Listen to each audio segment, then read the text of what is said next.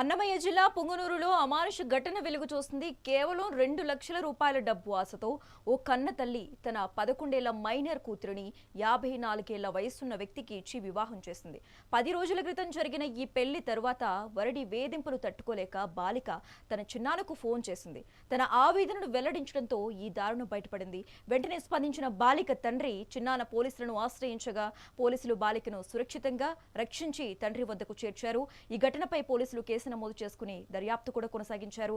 బాలిక తల్లి వరడిపై కఠిన చర్యలు తీసుకునేందుకు దర్యాప్తు వేగవంతం చేశారు. మా అన్న శోభ అనే మా వదిన అపార్ట్మెంట్లో ఉండేది. రెడ్డప్ప అనేవాడు మా వదినతో కాంటాక్ట్ ఉండి వాడు తోడుకుపోయి మా కూతురికి హేమశ్రీ అనే పాపకి ఇష్టం లేకుండా బలవంతంగా పెళ్లి చేసి ఉన్నాడు.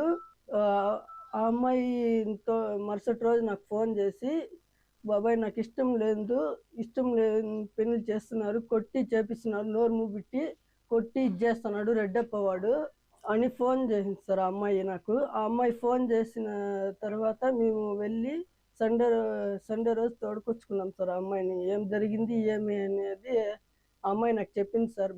బాబాయ్ నన్ను ఇట్లా ఇబ్బంది పెట్టిస్తున్నారు, ఫోన్స్ కూడా ఇవ్వలేదు ఎవడు, రూమ్ లేకేసి కొట్టి ఇచ్చేసి భయపెట్టిస్తున్నారు బాబాయ్, ఫోన్స్ అడిగితే ఎవరు మాత్రం ఇవ్వడం లేదు బాబాయ్ నాకు అని చెప్పింది సార్. నాతో మాట్లాడింది సార్ ఆ అమ్మాయి.